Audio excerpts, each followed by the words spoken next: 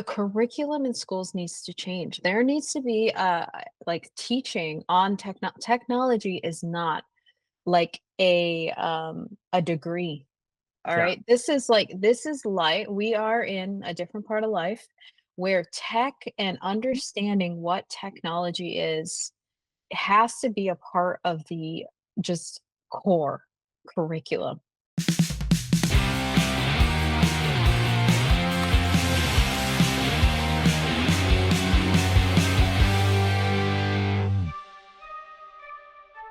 Hey, Brian, what's going on?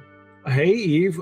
Today we have the metaverse conversation. Meta has a double murder of sorts.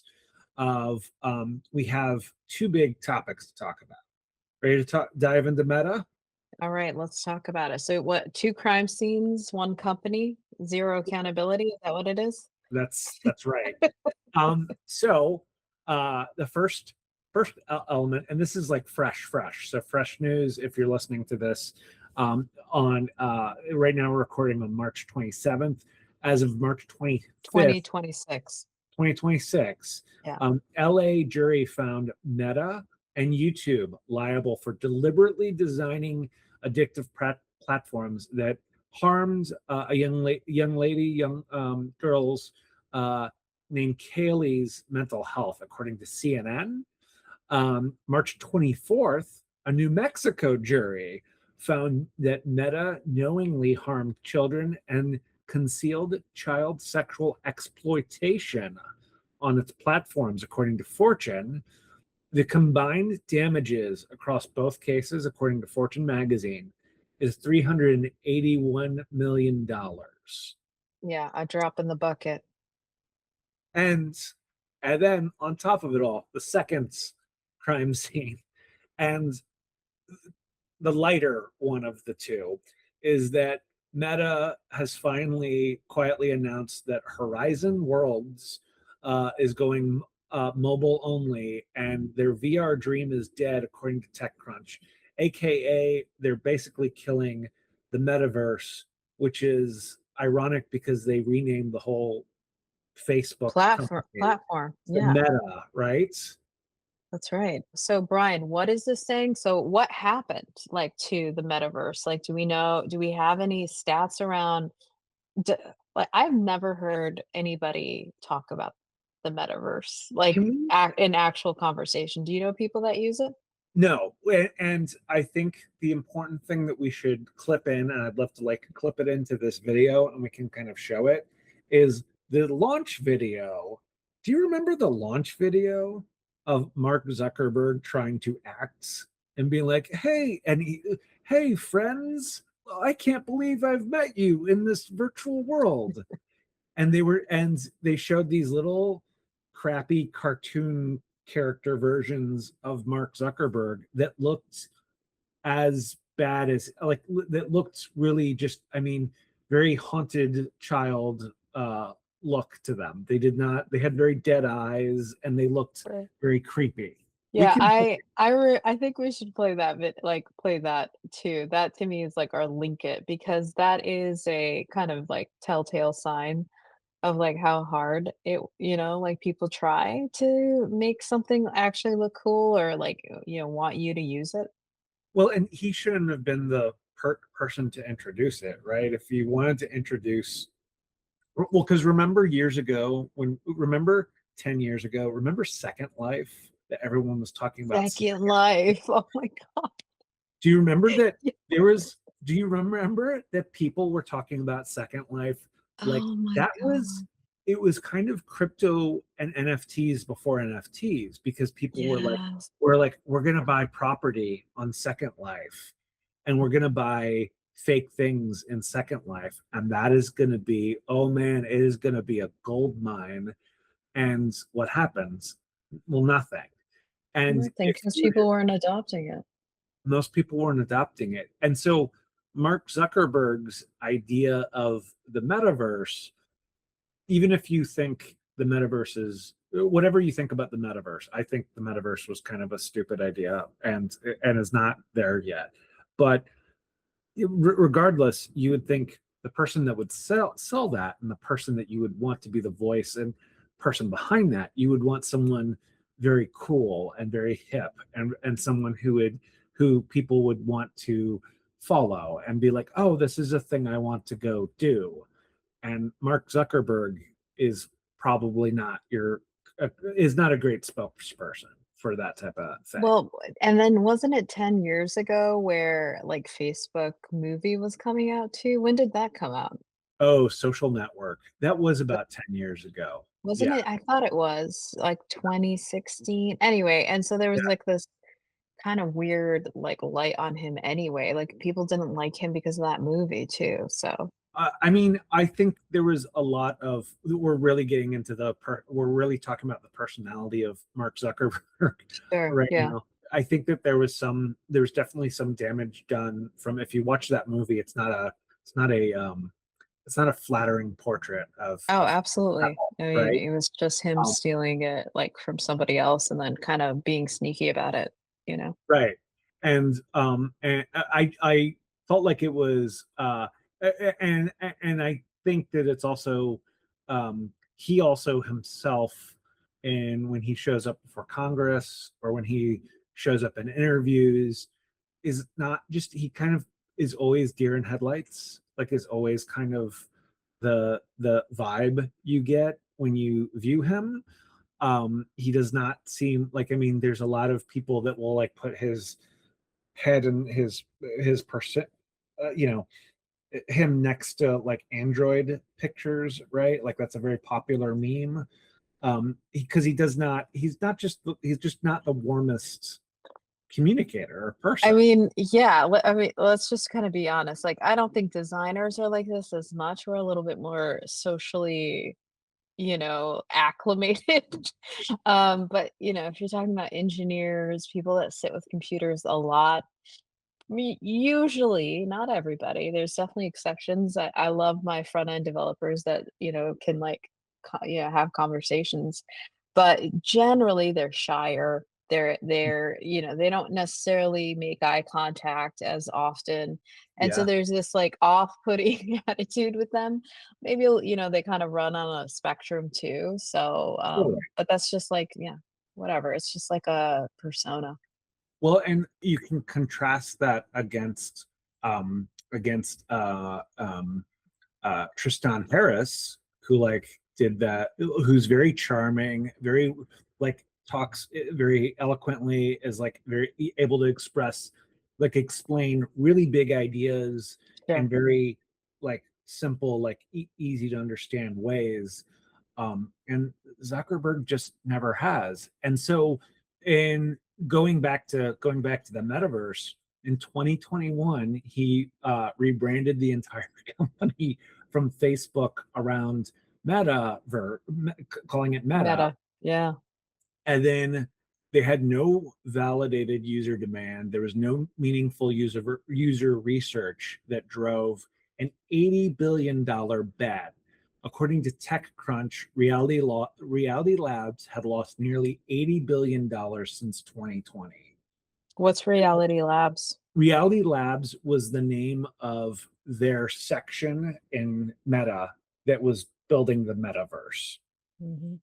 And it's really interesting to think that he rebranded it in 2021 and they had started it in 2020 when we were in the middle of the pandemic, and like Zoom was taking off, and like people were using Animal Crossing and all these other video game platforms. And you would have thought, honestly, that that would have been the best opportunity to be able to get people into the metaverse. Yeah, no kidding. What happened? Okay, so to me, and I know we don't have to stay on this too long, but I just don't remember anybody referencing what to do in that platform. Like I don't remember anyone talking about it. Like, usually like with ChatGPT, once it like launched, everybody was like messing around. We were talking about it the next day, right? Like Yeah. water cooler type conversations. The metaverse just I don't remember that at all. So, that was just some sort of disconnect immediately, that there was just no, like, there weren't people that were able to use it or knew how to. Well, yeah, and I mean, this goes back to our initial conversation about Zuckerberg and the launch, which apparently the launch immediately was mocked because they basically introduced little Orco people where they didn't have any legs. They were just like floating avatars. You mean And like the Wii, like Nintendo Wii? yeah, it was very similar to we, and there's actually like a complaint, like a lot of it was there's a in this thing it says that a lot of people were comparing it unfavorably to Second Life, and Second Life had already happened almost 10 years prior, or at least 5 years prior. Wow, was it? Oh my, Yeah, okay, 5? Okay. yeah, Wow. 5 to 10 years prior. My God. And if you're thinking of like you're going to try to launch a game universe, um, you have Elden Ring, Cyberpunk 2077, GTA. You have all this like high res, visually stylish, very beautiful graphics. And like when you're looking at stuff that looks like bad Microsoft crap, it was not like as a visual design, as something beautiful to look at, it was not great. I would also say, I don't know if your kids play Fortnite, but Fortnite is essentially a metaverse where, you know, all characters from being in a Quentin Tarantino movie to Power Rangers to pop stars all like appear all together in the Fortnite universe. So, and all of them are in a very stylized, cartoony, fun kind of thing, with a game that's very playable. And uh, Metaverse was far, far behind that. Hmm. There's also, according to Nielsen Norman Group, also flagged there were some foundational AR, VR usability failures, including poor discoverability, low visibility instructions, vague icons and signifiers. Okay. And this was probably, based in the 10 heuristics, I'm guessing too, it looks like it, I believe so. especially from like a accessibility standpoint. Well, and I hate to say this too, but like, if you also think about Facebook itself, Eve, would you have bought? I mean, I didn't buy. One of the things about Facebook is like, Facebook for me was like 2020 when the pandemic hit. Yeah. That was time to log off of Facebook because at that point, like there was so much nonsense going on Facebook and like misinformation going on Facebook, and I didn't trust Facebook anymore. I lost complete trust in it.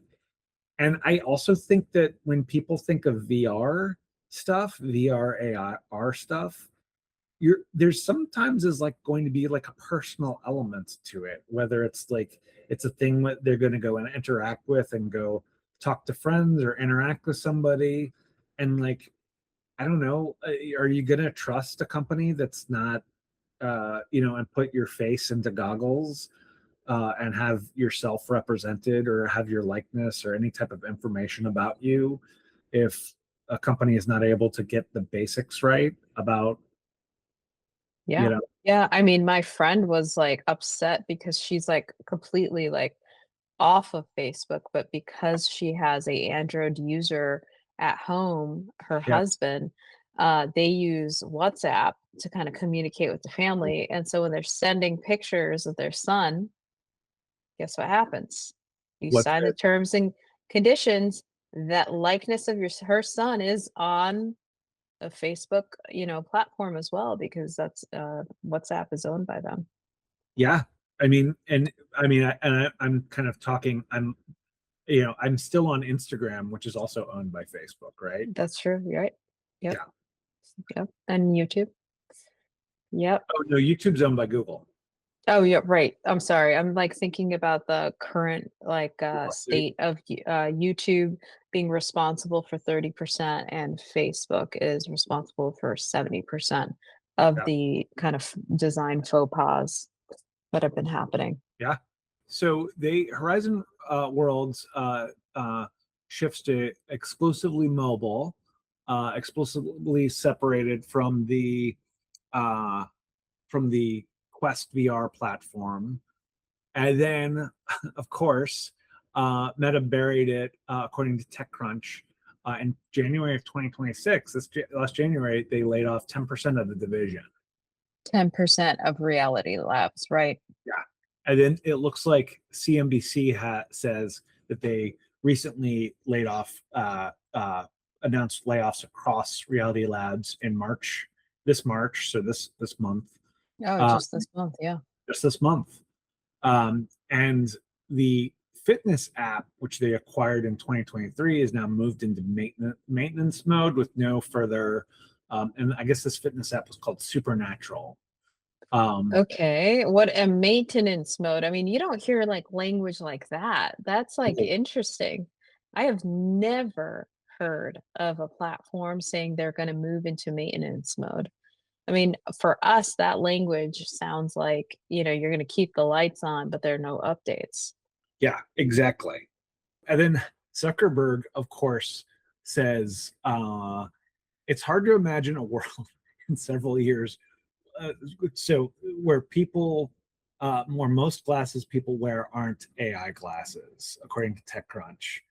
Um, and he's saying that Meta glasses sales tripled within the last year, calling some of the fastest growing consumer electronics in history. So now they're trying to pivot into we're all about the AI wearables. So $80 billion, and oops, we came up with Sorry, we made a mistake. we made a mistake, but we stuck cameras into your Ray-Ban glasses. Right. And then, of course, they take the most popular, model of the Ray-Bans, right? Which is like the kind of classic era, like just of rock and roll. If you just think of like, when that era was. And so it's like, don't you feel like this is try hard, like to the 100%. extreme? Oh It's my god. like you're taking the, like, Americana, let's say, icons, like, to me, it kinda like the Ray-Bans, I don't know, things like that, and you're just kind of ruining them by, like, "Oh, let's put a camera on this because that's, like, the classic, look that people will go for," and, it just didn't take. Like, I know a few people that have them, but every time somebody has those glasses on, I don't know about you, but when I interact with them, my first question is, "Are you recording this?" Like, that's my first thing, like, why do you have those on? Well, I've shown you there's that lady that works at a strip joint in Atlanta who is constantly having to turn people away from it's like a very popular like TikTok or she's just constantly having to turn people away who are guy creeps that are coming in with the Ray-Bans with cameras on. And she's Oh like, god. nope, nope, you gotta get out. You gotta get out. But like also, Eve, are you shocked that a man that decided to dress like a 40-year-old man that decided to dress like a Gen Z kid with the broccoli haircut and the chain, uh, like suddenly, suddenly, like is a try hard? Like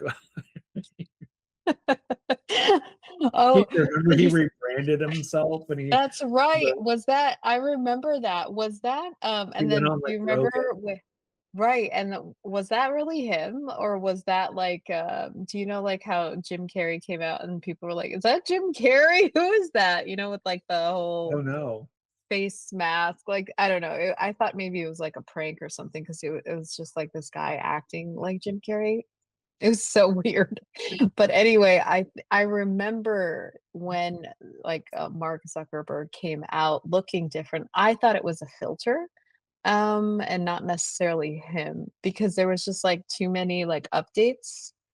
And I don't know about you, but have you seen old pictures of, like, Elon Musk and, Oh, oh Jeff yeah. Bezos? Oh Like, yeah. they look so old. Like, everybody's, like, hair, like, it's just it's so funny, and their smile.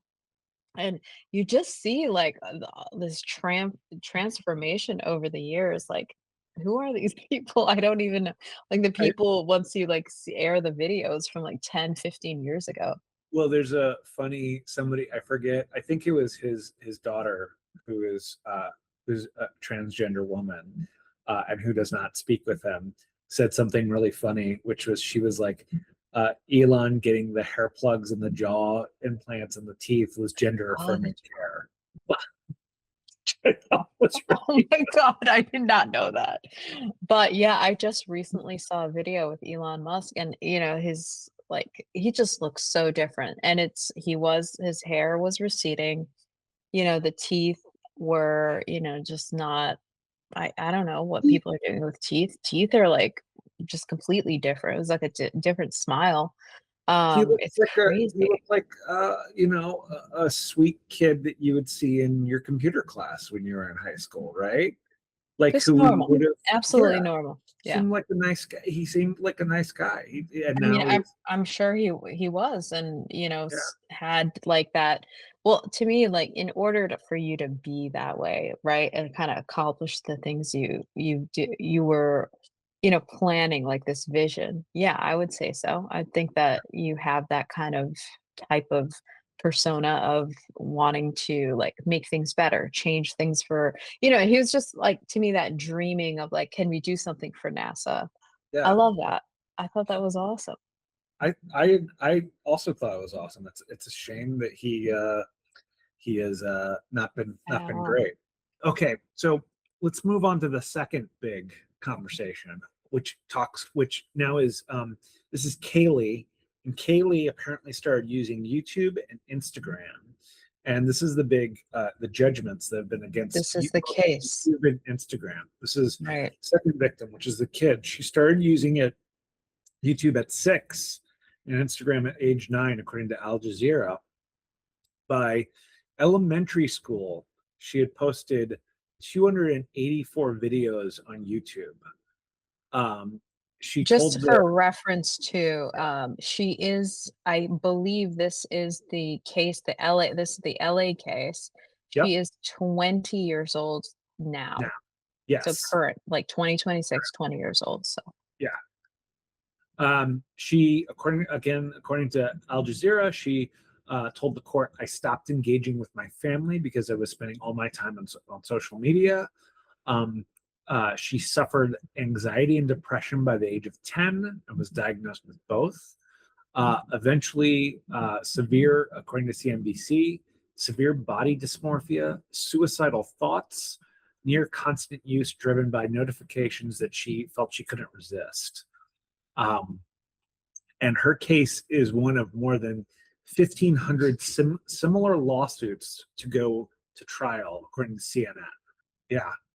So to pause on this, Eve, your thoughts on this as a mother of four daughters. yeah, 4 daughters. Yeah, my youngest is 20.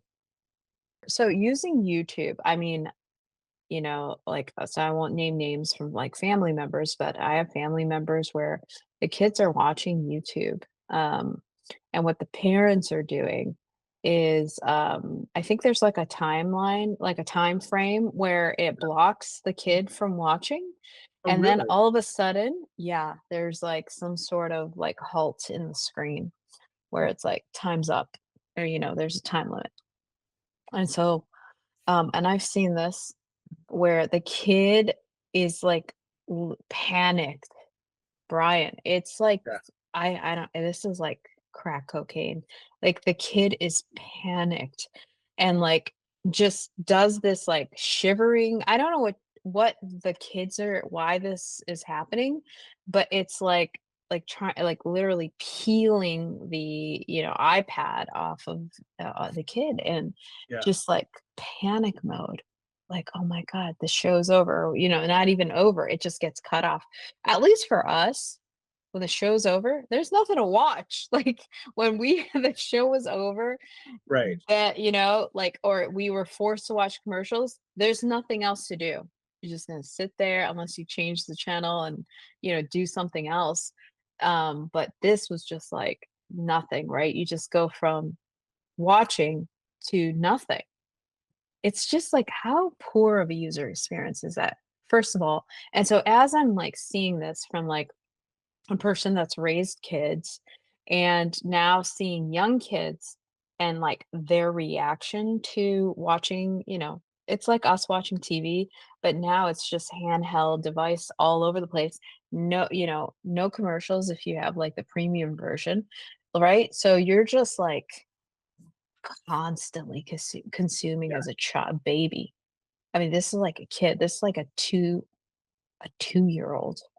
And, some of the people I know, right, this is again family members where, like, I'm, like, trying to interact with them, young kids, like, right, 10 years old, and they're like this, like, "Hey, yeah, I'm good." Like, "Can you look at me?" Like, they're literally looking at the device as they're, like, meeting me, and I'm, like, out of state coming in, like, "Hey, how are you?" Yeah. Right? Yeah. And so there's, like, that's a 10-year-old. Why? What's happening? Right, and so I think those are things that I don't know, so I had kids younger. I was in Yeah. my 20s having my kids. So when my kid like, so my kid's 20 now, and I was, yeah, 25 with her. My kids did not use social media. I didn't like it. I didn't like it for me, right? I wasn't I didn't, like, get on, like, Twitter or Instagram for a while. It took me a Yeah. minute because in order for me to be accepted in kind of corporate America, Yeah. and I didn't have, like, an identity online, that was deemed a little negative back in the early Sure. Oh, 2010s. sure. Oh, sure. Yeah. So they're like, "Well, why don't you have an Instagram account?" Because I don't want to. Mhm. And then it was like, "Well, put one on there. They'll probably look for you just to see, like, what you do," or I don't Yep. know. So it was, again, just trying to paint a picture of, like, what, like, a young, professional was, like, kinda going through as well, a young mom, and then just showing you guys, like, how the social media was impacting you from all facets. It's not like it was, like, kids, social skills of kids, me, right, as, like, someone who was, like, had an analog childhood. You just spoke about the analog childhood, and I was thinking about that. My wife and I have been watching Mad Men recently, Yeah. and often they'll show the kids just parked in front of the TV, and that was like I definitely was a kid that parked in front of the TV, and even remember when I was young, thinking like walking through a grocery store and being like, "Oh, I wish I could be watching TV right now." And but I kind of, on one level, like, I understand the desire to consume TV. I understand the desire to, like, watch your cartoons or have your narratives, right? Like, your stories or what you want, right? What I think is specifically interesting about the case of Kaylee is this is the case where from by elementary school to think of posting 284 videos to YouTube. Like that is more of like now taking like I know you and I we're doing the show, we're posting this on YouTube, How uh, ironic that right? you're watching this on YouTube right now. But like this is not a thing I would have ever imagined when I was young. It was not a thing when I was the age of Kaylee, like being 6. I definitely wanted to watch Transformers 24 or He-Man 24/7. And Spider-Man and whatever, right?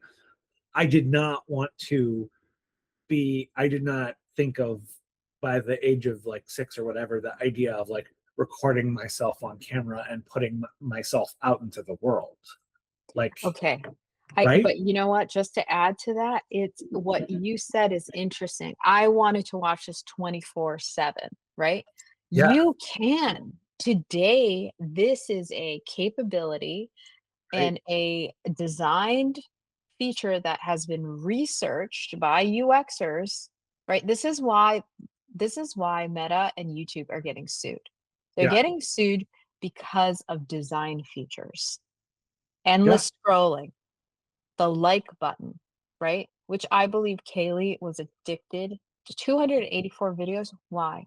What are you getting out of that? If ever nobody was even interacting with them, there was no comments, no likes, I bet you she wouldn't even post like a fraction, less than like 0.1%, 0.01% of those videos. But because of the likes, right? The comment, like why do we have comments on videos? Again, these are things that we've talked about in previous episodes. There's something about the way once UX researchers are testing, what do you like about using YouTube? What do you right? It's like the like button, Right. And nobody talks about the thumbs down button. Do you notice that on YouTube? There's a thumbs down button. I never see a count on there. I don't see a count on the thumbs down button though. one of my favorite channels, just to fuck with their algorithm, they one time posted, it's Red Letter Media, which is one of my favorite channels. But one time they were posting something and they were like, everybody just give this video a thumbs down. It was so funny. But speaking of which, everybody don't forget to like, subscribe, and comment on this video. Let's keep this addictive We're cycle s rolling. we're s we're such sellouts. Damn it. Oh my god, we're just adding to the bullshit. Yeah. Okay, so sorry, you guys. Oh, okay. But the thing, yeah, and so with this, like from like a adolescent brain, why are you posting 284 videos? Most likely it's because of the design features that have been selected, Yeah. gamified, and researched to at nauseum. And the serotonin hit, I can't imagine. Can you imagine at 6 or at 9, these young ages, having that serotonin hit of seeing like all these like thumbs up and likes and comments and like having that Addicting. rush, that, yeah, that like addiction come like flooding into you. And then, because you're young and you haven't learned how to like regulate your emotions, or like you don't have the life experience yet. Like Oh, we have this experience where some videos pop up high, some videos get very few views, and we have enough of ourselves that we know like how to regulate ourselves and our feelings around that and understand that. But as a kid, you would not understand, oh, they liked me last week, they don't like me this week. Now I went from 1,000 views to 2 views, right? right, exactly. And that devastation that's happening on like an adolescent brain, I think is huge. So, Oh yeah. yes, of course you should be sued. Yes, of course you should pay out whatever is being asked, which is what, 300 million or whatever it was. It's like chump change compared to like, what you're doing. The thing is, why does the federal government have to like step in to regulate these companies? Like, why don't we have some decency from like an ethical standpoint? So I'm going to share this with you, Mhm. but I think when you talk about ethics uh, in America, and I don't know, maybe it's just me, but it's like corporate America skin starts crawling. Like, it's Yeah. just like, "What'd you just say? Well, What?" and What are we talking about?" And it's like, "What?" Like, well, we're and, just and trying to and do better here, right? and the problem that you hit on, and we've talked about this several times before, is that we have two problems at the same time. The corporations are not motivated to do anything that doesn't drive profit. They they seek profit as it, right? And the government, on the other hand, uh, unfortunately, depending on it depends on who's got the ear of the right parts of the government and who's controlling the right parts of the government. And then it also depends on how educated the individuals within the government are about these particular About topics, tech, right, about that. about tech, And right. typically, a lot of a lot of our government, unfortunately, right now, a lot of them, we have a lot of people that are in government. They're much older, on the much, much, older side, and we don't have enough of them that, understand what's going on in technology. We have some Yes. younger congressmen and senators, but not enough. Not Um, enough, and it's not even that.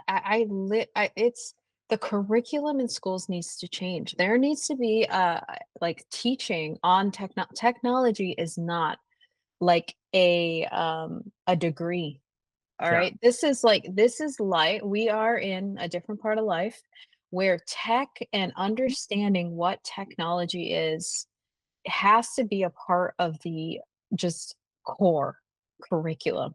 yeah, That's it, like, I even my own kids, like, they couldn't use certain websites, just to be honest, if they weren't designed if the user experience wasn't designed well, they were like, I don't know how to use this site, like, I don't know how to where do I start?" Because it was just, like, they didn't know what to do, and so I feel like that should just be another part of this too, where the oh, curriculum at school needs to be, right, like, taught that you know, what is the internet? How does it exist? What how to code, how to prompt, like all of these should be basic, like curriculum. let's we also need to talk a little bit about the what Meta knew and when, because this is big. There was a Yeah, whistleblower that's true. Right. that came out, and this is according to both Fast Company and the Wall Street Journal.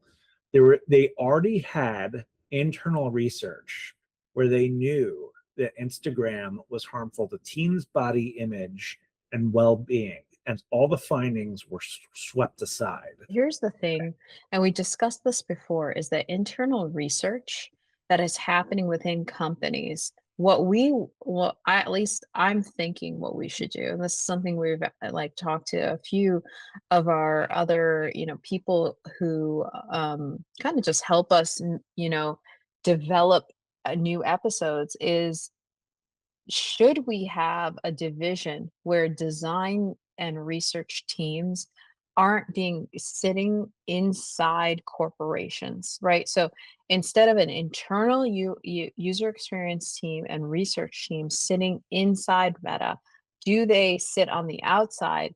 Because this research shouldn't be compromised, right? This is again about the well-being of others, how it's impacting like society as a whole.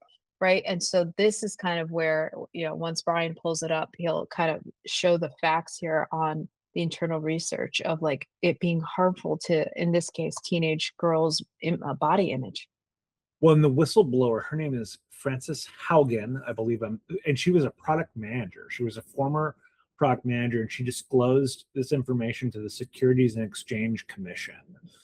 She was very brave in doing that because she could get in a whole lot of trouble. Here's one of the internal slides from this. 32% of teen girls said they felt bad about their bodies, and Instagram made them feel worse, according to the Wall Street Journal Facebook files. And internal research concluded 68% of teen girls experienced negative social comparison and called it not an influencer problem, it's an Instagram problem, according to the Mm. state's AG complaints. And in November of 2019, a 22,000 person internal survey found at least 1 in 2 Instagram users had experienced mental health related issues in the last 30 days. This Wow. is back in 2019. So this is, Right, before COVID. uh huh. According to the CCDH, 54% of teens in total, 13 to 15, and 57% of teens age 16 to 17 encountered at least one harm in the previous 7 days of having bad experiences and encounters framework, which is called the beef. So it's pretty bad. Yeah, it's very like the way this kind of predatorial behavior, like from a company standpoint, is like, well, first of all, it's just should never have been like something that should be okay to like test on. Like, literally, I feel like we are the experiment. Like, Yeah, 100%. at least my kids are the experiment. And Oh, the only totally. way I could stop that was, and I told you this before, my kids did not have a phone till they were 15, 16 years old. Do you know what that was like? That was I insane. I can imagine it was a lot of screaming matches. They were well, the girls, like, kind of learned to, like, be okay with it, but the reality was, it was like, "Why are you doing this to us?" When every other kid is, like, has a phone, they bring it to school, and it's like, "You don't need that." And they didn't understand why. Did I understand it fully? Probably not. But what I did know is what I saw on there, and the capabilities of filtering as a parent did not exist. The internet filtering. Can you imagine what I had to go through filtering the entire internet away from my, like, 9-year-old's eyes? I can't That's even. not fair. No. No, Ugh. it's not. And then what they were, what they did see, right? I should be the one responsible for that, not like, here's the whole internet to everybody, and whatever you search in Google, it pulls up whatever you want. Really? Yeah. Right? Like, these are things where, so now the government steps in. Hey, Google, put some restrictions, on a website, and tell us that you're 18, and make sure you have an email address that's tied to this, so that your kid doesn't go on porn sites when he's 10. You Right. know what I mean? Come on. This is, like, disgusting behavior at this Yeah. point. Yeah, and it's like, well, and I have such mixed feelings about that too, because like I do understand on the one level, like there's a lot of I know. debate and conversation about like or what should be okay to be seen or what should be okay for people to find or anonymity, some people needing anonymity.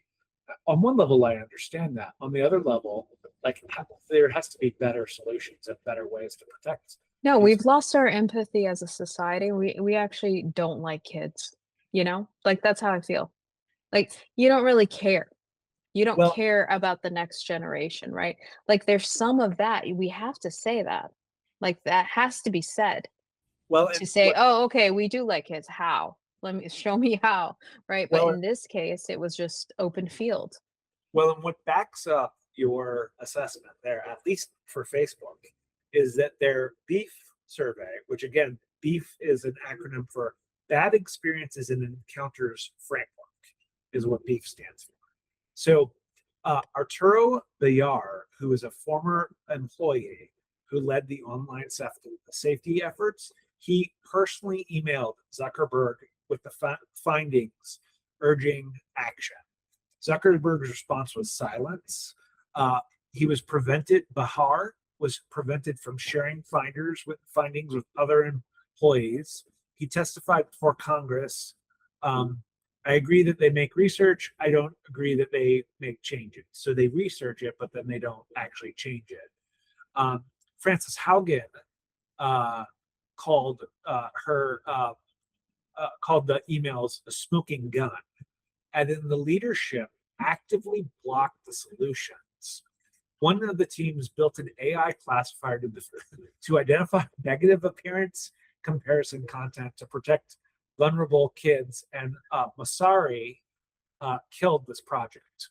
A VP of product on teen well-being. We got zero new well-being funding for 2022. So Mm. post pandemic, according to the state AG's complaint, they got zero new well-being funding. And then Meta's AI didn't auto delete self harm content unless 94% certain it violated uh, policy, and most of the times it stayed up. Meta also knew about sextortation on Instagram since 2019, and there are new lawsuits filed for two teens who died by suicide as a result. Mhm. What we're really talking about is just being preventative. right, and not reactionary.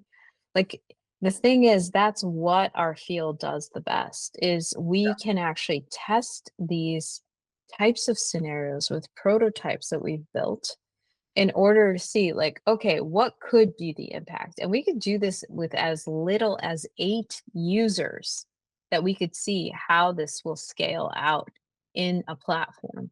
So this is how powerful a design team can be inside the walls of a corporation or a startup or whatever. Because, and then to prevent all this from happening, and you see the repercussions. Now, can you catch everything? No, that's not what we're saying, but you can probably catch severity Yeah, of things like predatory behavior, um, this gamification. But when dollars are being tied to it, like why they receive $0 for new well-being funding in 2022? Why? Does it even explain that? Like, no, what's that about? Right? And so it's just there's like yeah, it's just our I feel like our humanity's off, Brian. I Just, you know? well, I feel like the big UX problem here, like if we're like looking at like the two different concepts and these two issues, is that this is the metaphor I would make, is Mm, that if you if you if I go into your restaurant and there are swastikas inscribed on the tables, you have racist stuff. The staff are treating people unfairly. We have screaming grandmas everywhere, or and you're making people fight, and this is like a just shitty restaurant experience. And then you say, and then you announce a week later the shitty manager, or the manager who's not great from that restaurant, announces, "I'm going to launch a franchise." You would not want to continue. You would not be like, "Oh, great, I'm going to go to your other shitty restaurants," right? mm. And that's kind of what Zuckerberg has done here. Is like, Facebook is not great. It's pretty bad. It's been a bad experience for a very long time. Instagram is also not great. And why would anybody ever have signed up for the metaverse or joined into the metaverse and to spend $80 billion? I mean, think of that number. Think of what he could have done with $80 billion. Also, just as a quick aside, thinking of like $80 billion, and I believe Meta is located in San Francisco, and you spent $80 billion on a fake universe when you have homeless encampments outside of their windows. Like what? The people that are actually, let's say, homeless on the streets, those most likely are the people that used to, work Yeah, there. no, no I shit, yeah, no kidding. they usually are. It's very closely related. These aren't randos. But yeah, just to get back to some of the, um, just like the leadership and, actively blocking solutions.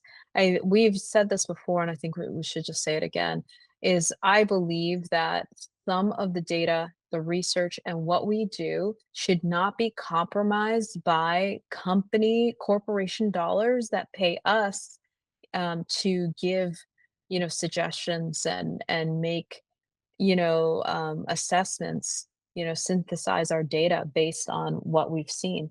That should not be compromised. Now, being blocked, I mean, I think it should be public. Like usually, public research papers are the public can access them. Is this research public? It's not. Right, Brian? This stuff is internal. This is private. It was all internal until Frances Haugen and So she's a whistleblower, right? This she's a is whistle, a and whistleblower, yes. Arturo Bahar. I hope I'm saying, who led the safety efforts. I don't know if I'm saying the Arturo's name correctly, or Francis's name correctly, but the two of them both brought whistle blew and brought this information forward. So and then testified in front of Congress. So So what that do was we do, right? So that's a big issue. So either we lose our, reputation, our career, like how are these people, where do they go after this? Because they saw something that is like potential harm to the detriment of, let's say, it's 15 to 20-year-olds or, whatever it was that they found. How do we how do we compromise, like, doing that? Because this is, again, internal research. This isn't public where we could, feel, free to share something that is at the demise of others. you know, Eve, and you're bringing up a really good point, which is like to think of the fact that if you're a company, the great thing about this, the Google and Meta being hit with these lawsuits is maybe it'll be a wake up call to all these other companies to realize no matter how big you are, consequences come eventually, and it's going to either come through your users, your shareholders, a judge. Somehow there's always going to be a law of gravity that's going to hit you no matter how big your company is. That's why this is so important to, I know sometimes we rag on the government and who's in power or whatever. But if we can just take a moderate standpoint for a second Yeah, and just realize, do you understand the importance of governance and yeah, having guardrails for these companies that can basically do whatever they want unless we speak up? yep, Now, what I remember happening, at least just recently, is what was it, 1 million users that stopped using ChatGPT, yeah. right? That's a recent thing. Yeah, Recent, right? And so there is still power in what we can do as like a whole. And if, we see like a company just kind of going off, um, and just, just in harm's way, I think that's where we do need to take a stand and say, I'm not I'm not agreeing with you because you're in the more for profit than you are for, let's say, the next generation. Like, it's just such short-term benefit. It's, like, such a cowardly standpoint, and it really is just doesn't make me feel good about, like, the America that my parents came to as immigrants here for, like, a future and for, obviously making money and for the opportunity because where they came from didn't have those capabilities, yeah, right? Because the government was kind of, you know like, creepy and doing things for their own good. So why would America like, just look at other countries, why are people coming here? It was because they thought, "Okay, we have there's, like, more freedom here and maybe hmm less corruption." hmm So hmm let's like again, this is where I think we can still uphold like look, I can't say like to me for me, America and where my parents came from in contrast, heavy contrast, like being a woman, being, someone of like a different culture, right? There's just so many like positives. And I know sometimes growing up here, we don't see that, but Sure. I think we should see this as just an opportunity. That's what this is. It's just an opportunity to say, can we just do better? Now that we see this, let's stop like doing this and just do better. And this is where, again, this is just a part of our field. We have so many like educate like what we've been educated on is to help corporations and helps startups and mid-market companies do much better and avoid catastrophic like circumstances like this. Totally. Eve, so as we wrap up today, let's say that somebody is listening right now to this podcast and they have a small startup and they're what do you think their big takeaway should be from a UX perspective after watching this show and maybe reading some of these articles? Yeah, in order to kind of get your product to be Pretty much like all it can be, especially at like, let's say a phase one approach. All you would need to do is find someone who has like a strategic standpoint that can build your app for the people who will be using it, right? That in simple terms, that's what you want. You'll have this person who's strategic enough to find people that are the actual people that will use your product and build it with the first foundation. Um, and that's again, someone I think that would just honestly save you hundreds of thousands of dollars. If you make more than that, it just exponentially increases the savings.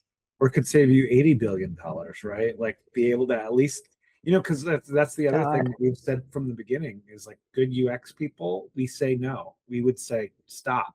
We would tell you to stop building this product.